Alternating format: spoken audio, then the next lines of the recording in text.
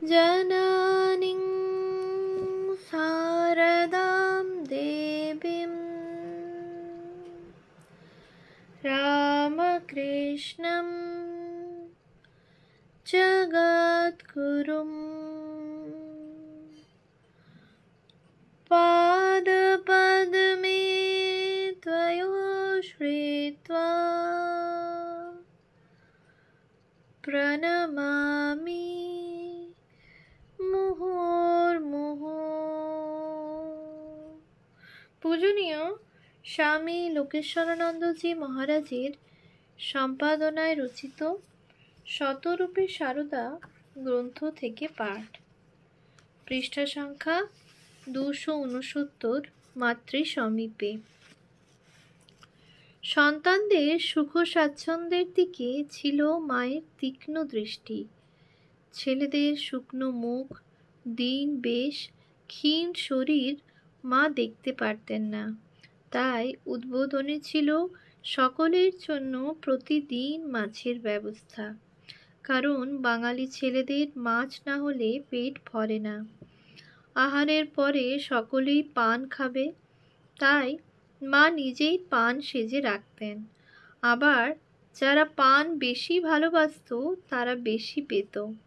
ছেলেরা মুখ ভরে পান চিবুচ্ছে দেখলে মা ভারী খুশি। ছেলেদের সাদা থান ধুতি পরা মায়ের মোটেই পছন্দ ছিল না। ভক্তেরা তাকে অনেক সরু পাড়ওয়ালা কাপড় দিতেন। তার নিজের ছিল সামান্যই প্রয়োজন। সেই সব কাপড় অকাতরে বিলিয়ে দিতেন ছেলেদের। ছেলেদের মধ্যে কেউ কেউ শৌখিন মা জানতেন, তাকে মিহি সুন্দর পাড় কাপড় দিতেন। যে মোটা ভালোবাসে তাকে তাই দিতেন। কারো কারো কাপড় তাড়াতাড়ি ছিঁড়ে যায়, মা তাকে বেশি কাপড় দিতেন।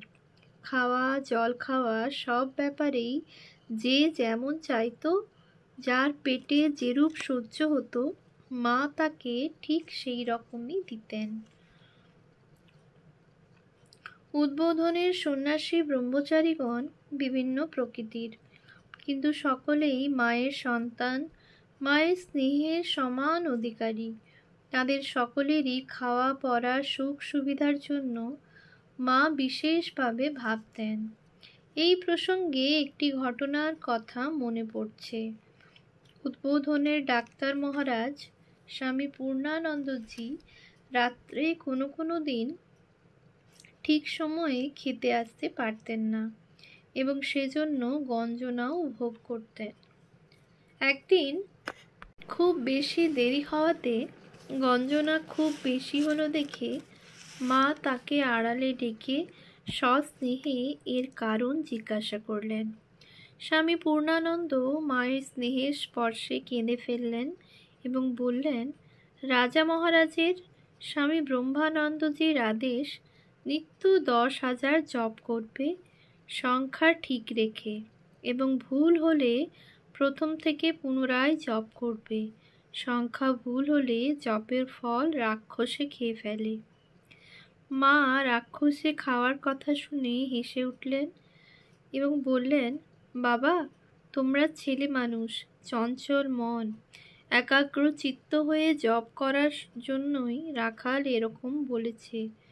তা বাবা, আমি বলছি, খাবার ঘন্টা বাজলেই তুমি ঠিক সময়ে চলে এসে খাবে। জপের সংখ্যা পূর্ণ না হলেও দোষ হবে না। পরে আবার সুবিধা মতো জপ করো। মায়ের ভরসা পেয়ে সন্তান নির্ভয় হলেন এবং যথাসময়ে খেতে আসতে লাগলেন। মা প্রতিদিন সকালের পুজোর পর প্রসাদী মিশ্রির শরবত একটু খেতেন। এ তাঁর বরাবরের অভ্যাস। এই ছিল তাঁর সকালের প্রধান জলযোগ, পিত্তরক্ষা। এইটুকু মুখে দিয়ে মা সন্তানদের জলখাবার খাওয়াতেন। মনে পড়ে জয়রামবাটিতে সেই সুমধুর আহ্বান, বাবা, বেলা হয়েছে, জল খাবে এসো। সেই ডাক এখনো যেন কানে বাজে, প্রাণ ব্যাকুল হয়ে ওঠে। মনে হয় পাখি হয়ে উড়ে যায় সেখানে। সেই বারান্দায় যেখানে আসন বিছিয়ে জলের গ্লাস ও কাঁসিতে গুড় মুড়ি পাতায় প্রসাদী ফল মিষ্টি রেখে দরজার দিকে মা চেয়ে বসে আছেন সস্নেহ নয়নে, ব্যগ্র হয়ে বৎসের প্রতীক্ষায় গাভীর ন্যায়। কিন্তু সেই ভাগ্য তো আর হবে না, সারা বিশ্ব খুঁজলেও পাওয়া যাবে না সেই মাতৃস্নেহ। ছেলেদের জল খাওয়া হয়ে গেলে মেয়েদের খেতে দিয়ে মা নিজেও একটু গ্রহণ করেন। ভক্তেরা যে ফল মিষ্টি আনে তা অপরেই পায়, তিনি সামান্য একটু মুখে দেন মাত্র। অল্প 4টি মুড়ি তাঁর জল খাবার, পরে দাঁত পড়ে যায়, চিবোতে পারেন না। তাই আঁচলে করে মুড়ি নিয়ে একটা নোড়া দিয়ে সেগুলি গুঁড়িয়ে নেন, আর নবাসনের বউকে ডেকে বলেন, বৌমা দাও তো একটু নুন লঙ্কা। জয়রামবাটিতে মায়ের বাড়ির খাওয়া সাধারণ মধ্যবিত্ত পরিবারের মতো। সকালে মুড়ি, দুপুরে সিদ্ধ মাঝারি চালের ভাত, কলাইয়ের ডাল, পোস্ত, একটা ঝাল তরকারি, একটু টক, কখনো শাক, ডালনা, ভাজা।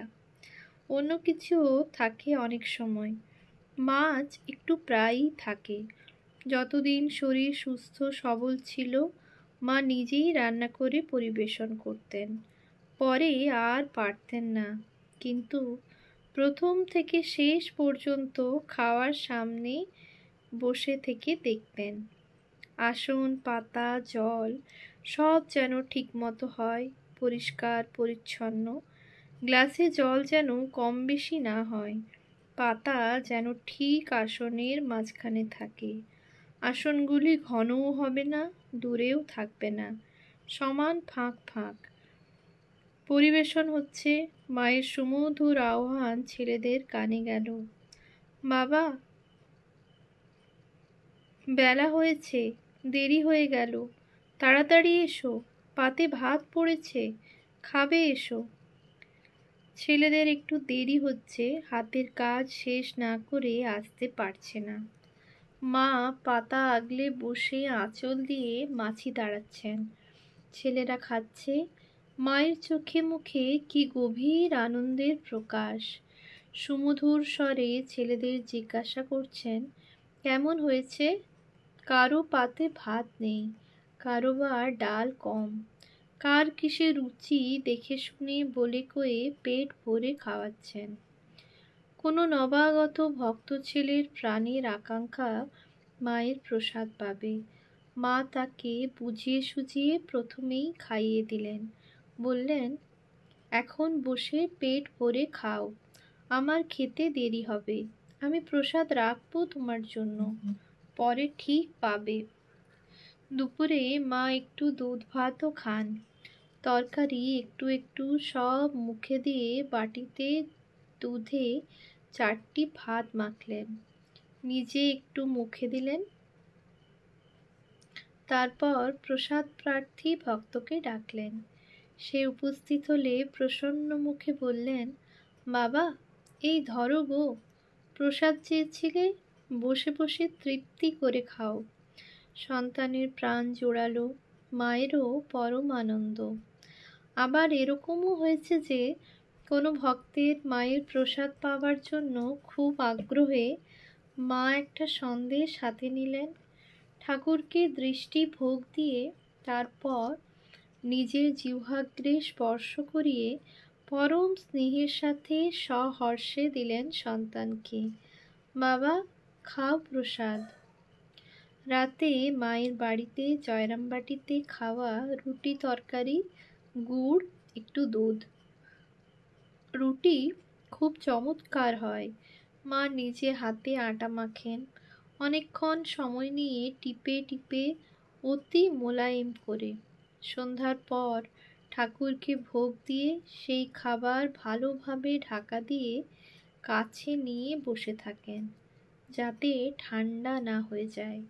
ছেলেরা একটু রাত হলে খাবে, সন্ধ্যাবেলা ঠাকুরকে ডাকবে, তার স্মরণ করবে। আবার একটু রাত্রি না হলে খিদে পায় না, পেট ভরে খেতে পারবে না, তাই মা প্রতীক্ষা করছেন।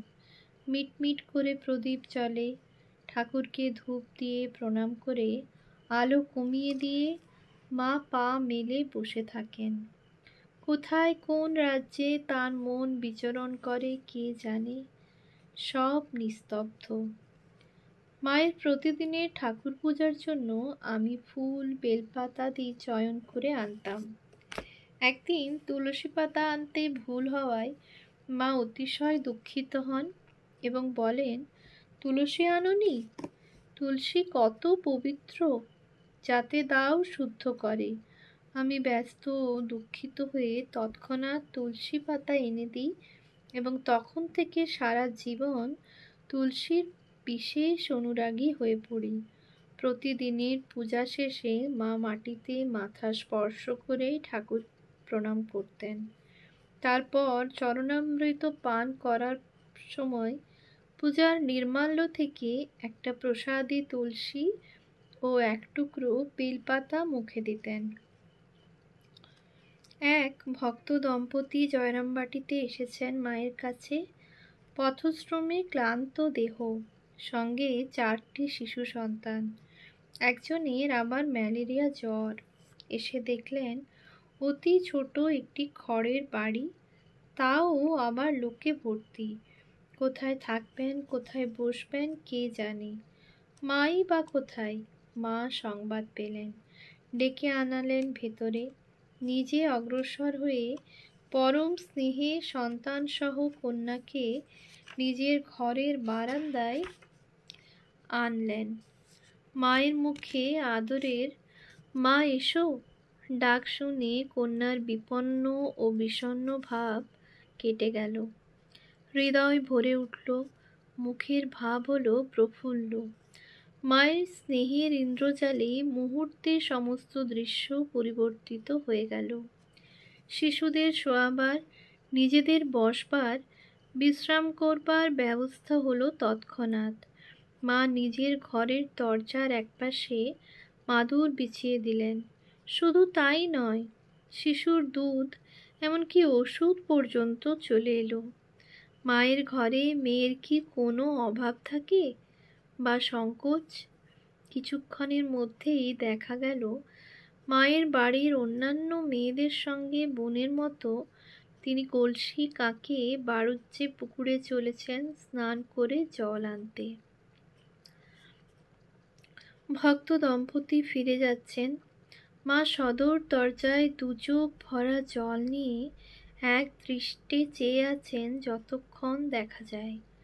তারা দৃষ্টির বাইরে চলে যাবার পর দীর্ঘ নিঃশ্বাস ফেলে ফিরে এসে মা পা মেলে কোলের উপর হাত রেখে খুব বিমর্ষভাবে বসে পড়লেন নলিনী দিদির ঘরের বারান্দায়। হঠাৎ কিছুক্ষণ পর দেখা গেল ভক্ত দম্পতির একটি গামছা পড়ে আছে। মা দেখে খেদ করতে লাগলেন। সেবক সন্তান প্রবন্ধকার স্বয়ং তখন সেই গামছা হাতে নিয়ে ছুটে চললেন তাদের দিয়ে আসতে। তারা তখনও বেশি দূরে যাননি। গামছা দেখে তারা লজ্জিত হলেন এবং সন্তানের নিকট কৃতজ্ঞতা প্রকাশ করে গামছা নিয়ে আবার সহর্ষে পথ চলতে আরম্ভ করলেন। সন্তান ফিরে এসে মাকে সংবাদ দিলেন। মায়ের মনও প্রসন্ন হল। ওম শান্তি শান্তি শান্তি। হরি ওম তৎসৎ। শ্রীরামকৃষ্ণার্পণমস্তু।